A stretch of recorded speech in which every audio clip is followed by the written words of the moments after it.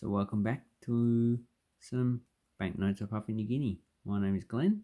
So today we're going to actually review them. So the history of these currencies, they were first issued in 1975, and at the time they actually used the Australian dollar from 1966 to 1975, and the exchange rate was 1 Australian dollar equals 1 kina. And as you can see, this is the actual currency. But the lowest banknote, as you can see here, is actually 2 kina. They actually never issued a 1 kina banknote. They used a coin instead, a large copper nickel coin with a hole in the middle, and had crocodiles around. I've made other videos on their coinage, and later on in the video you can actually see that up in the card that's actually placed up there. So the first banknotes are only the 2, 5, 10 and 20 kina. Now at the time Australia did have the $50 banknote, which they introduced in 1973, but there was no equivalent 50 kina banknote issued. The actual 50 kina was first issued in 1989, so that's about 14 years after they introduced their own currency. So, and it's actually has a different design, and this actually is the Parliament building design, which is the second design of the banknotes. So Papua New Guinea has only had 2 different banknotes since they've actually introduced decimal currency, but their banknote sizes have actually been reduced. So if we have a look at the first denomination, you can see that I actually have 2 versions here. So we have the one with the white background. So you can see the white background, so it's colored green background here, white here, and also white on this side.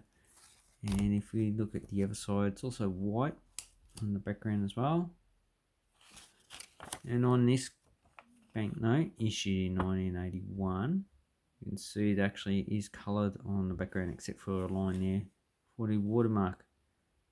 And it's all colored background here as well.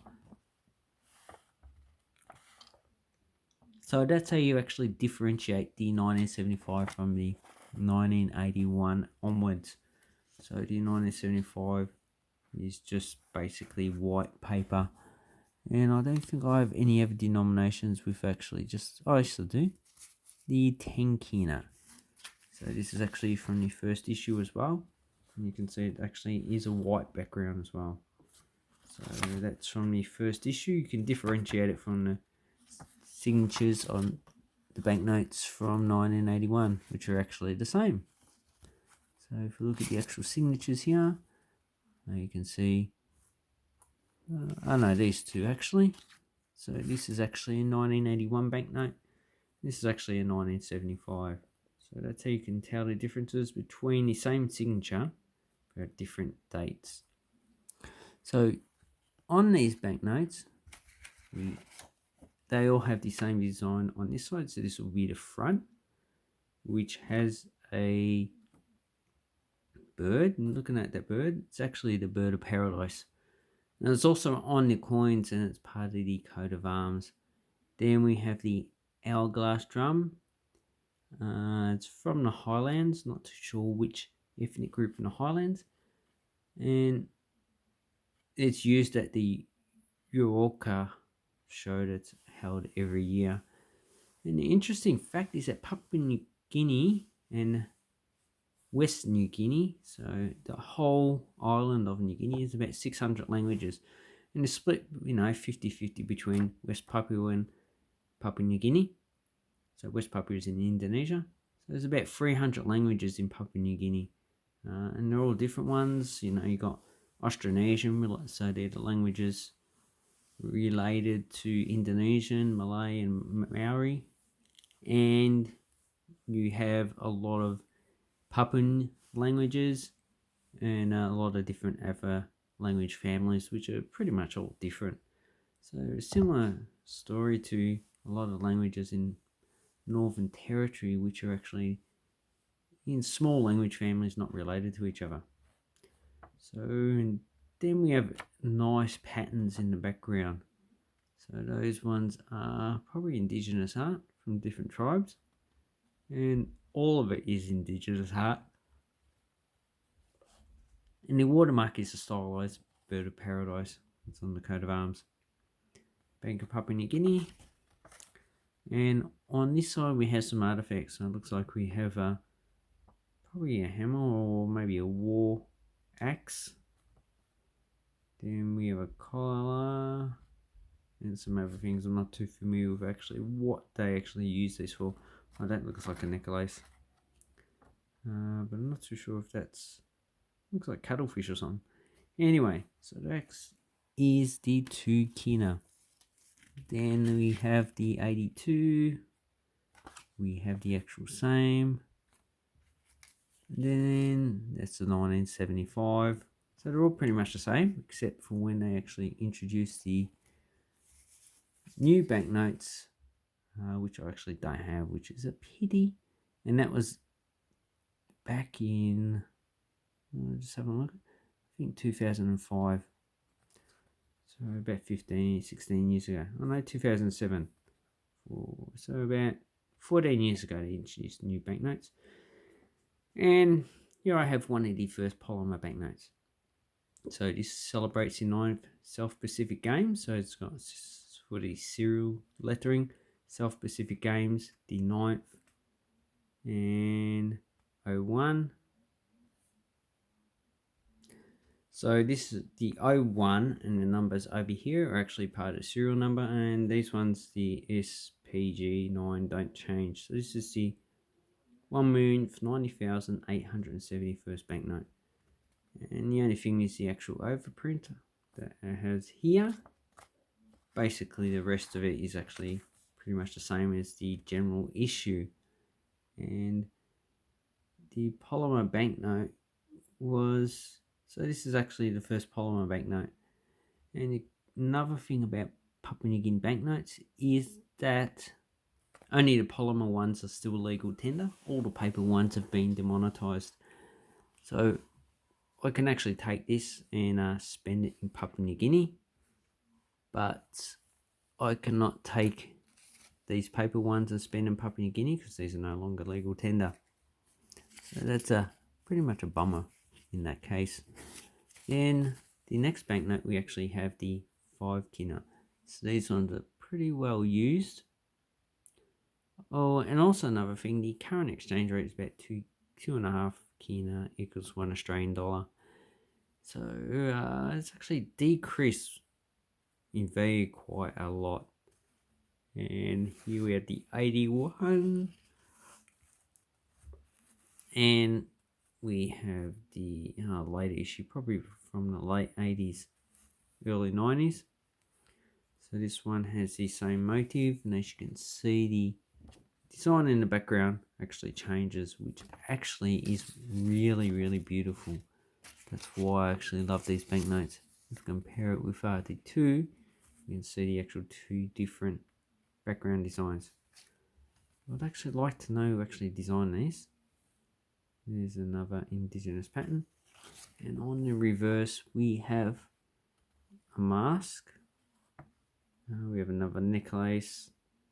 And some other artifacts that they actually use. Probably from a different part of Papua New Guinea than the actual highlands that were actually on the 2 kina. And this one is purple, so it's the same colour as the Australian $5 note, which it actually took over. It's quite a beautiful banknote. I actually need to get a better one of these. And these are all H, so they started off with H. HAA will be the first prefix. So yeah, and this one's got some Maxi Boys 92. Yeah, whatever. Anyway, so the next banknote is the 10. Nice blue banknote, same as the Australian $10. This one's 1975 to 81, so NBB. And as you can see, the bird of paradise actually looks better with this colour. So then the actual, see, the purple one is actually doesn't really stand out. This one it actually does. And the, yeah, green tukina. So red and blue actually are really good on banknotes, as well as yellow, but you actually need a darker color paper if you want to use yellow. And on the back we have, looks like a bowl. That's probably like a necklace thing, and this is probably a type of hat. Bowl ring artifacts, maybe. So I'm not too sure what type of instruments they are. Oh, it looks like this is a dead bird of paradise in the background. Might have been used as headwear. Beautiful. Nice, beautiful banknote. So I should actually look up Papua New Guinea Bank. So, and ask them what these are actually are. They'll probably give me an answer. And the highest banknote we actually have from 1975, earlier issue. So this one's probably, late 80s, early 90s, based on the signatures. Is the 20 kina. And this one has pretty much the same front as the other banknotes. And on the other side, we actually have a pig. So a boar. So this is actually a wild boar. So if you actually release all the domesticated pigs, they actually revert to this type of feature. So more robust. So robust means they have muscly and thick bones, and they become pretty ferocious. And then we have some cowrie shells and some other gastropod shells. So this is most definitely one of the coastal dwelling inhabitant tribes. Beautiful. And pity about the actual wrinkles and that on it. It actually is quite a nice banknote. So what are you actually going to pay for all these?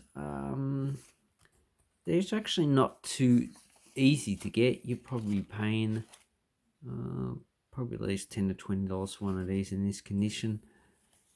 4010 in this condition, this is okay. Probably at least $10 to $20 as well.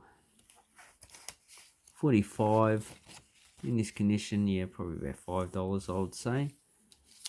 For these banknotes in uncirculated or close to uncirculated, probably talking about $5 to $10 as well. And these ones are probably $10 themselves, pretty uncirculated. And if we talk about the actual two kinas, this is almost uncirculated. Does have a few imperfections. You're probably talking about probably at least $15 for that banknote. So yeah, if you look on eBay, they're actually a bit of an expensive series to actually get. So if we're actually going to look at banknote designs, the cheapest to actually get are these commemorative ones issued in 2008. I didn't show this because I've showed this before, but these ones you probably pick them up for about $4 each, $3 to $4. But for these earlier banknotes, say 81, you're talking about $5. This one's okay. Need to check the postage. $4. What else? You got $9. So they're actually not a cheap series to actually get. If you want to get the more modern banknotes, they're actually a lot cheaper. 91, $12. So I was a bit off. What did I say? Oh, $15. So, but yeah. And then you got other ones, 92. So the last paper banknotes before they issued the polymer 2 kina. And as you can see, the higher the grade, they actually get a bit more expensive. So here's a uncirculated one, different commemorative. Isn't it 25 years of Bank of Papua New Guinea, I think? And they just get more expensive as you go down. So this is the actual modern banknote. Here's another older one. Oh, that's 2007. So it's actually a nice issue. And here we have a 20 and 50 kina banknote. So anyway, I'll leave the video here. I'll leave a link down to Papua New Guinea banknotes in case you just want to look up and see if you can actually buy any. But, just don't buy the first thing that you actually see. Just check around. Put a few things on the watch list. Sometimes they actually send you offers. But these ones, they didn't actually cost me too much. Definitely not the price that I've actually seen in there. So you can actually get reasonably good quality banknotes for, that's not actually going to break the bank. Anyway, I'll leave it here and thank you very much for watching. Have an awesome coin and banknote collecting time. Thank you and goodbye.